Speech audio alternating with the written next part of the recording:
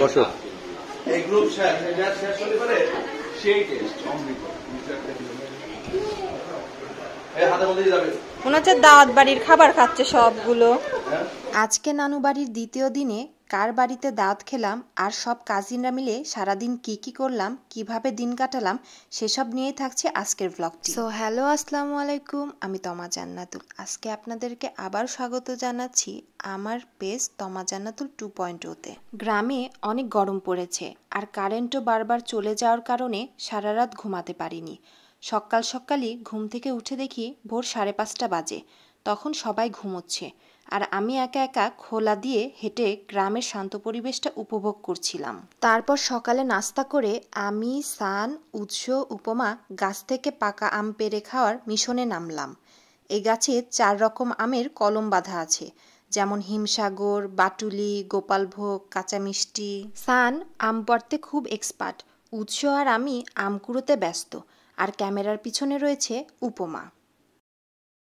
না এটা না, ক্যাপশন ভিউ না হয় কান্নাকাটি করে দিল কন্টেন্ট।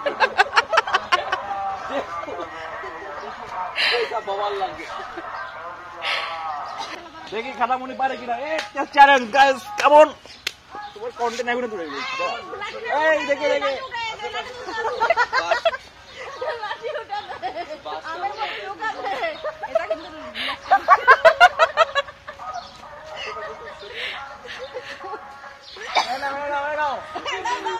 আমটা ছিঁড়েও দাও।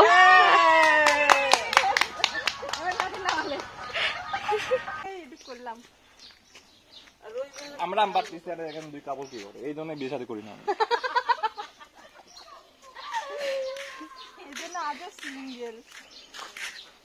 ছোট খালামুনি আর আমরা সবাই খুব হাসি ঠাট্টা করে এবার দুপুরের লাঞ্চের সময় হয়ে এলো। বড় মামার বাসায় যারা খেয়েছে তারা হাত পা ধরেও কোনোদিন কম খেয়ে আসতে পারেনি।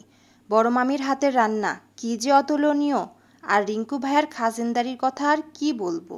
ভাইরে, আর বেশি করে খাওয়াস না রে ভাই, পেট ফেটে যায়। আজকে বড় মামি রান্না করেছিল ঝরঝরা পোলাও, আলু ভাজি, মাছ ভাজি, গরুর মাংস, আর সাথে ছিল 1 টুকরো লেবু, জাস্ট অমৃত। আর এদিকে বড় মামা পাশে দাঁড়িয়ে তদারকি করছে আমরা সব ঠিকঠাক করে খাচ্ছি কিনা। আমার তো ভাই খেতে বেশ লেগেছে। আমি আর আমার ভাইয়া ছোটবেলা থেকেই বড় মামির রান্নার ভক্ত।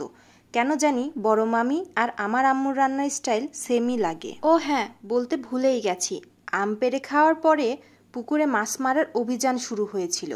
প্রথমে উৎস আর সান মাছ মারতে শুরু করলেও পরে শামীম বাবা ওদের সাথে অ্যাড হয়। আজকে প্রচুর গরম পড়ছিল, তাই বেশিক্ষণ ধৈর্য নিয়ে কেউ বসে থাকতে পারেনি।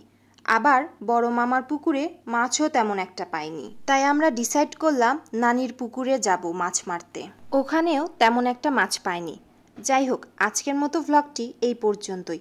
আশা করি ভালো লেগেছে। দেখা হবে পরের কোনো ভ্লগে। ততক্ষণ সুস্থ থাকুন, ভালো থাকুন। আল্লাহ হাফেজ।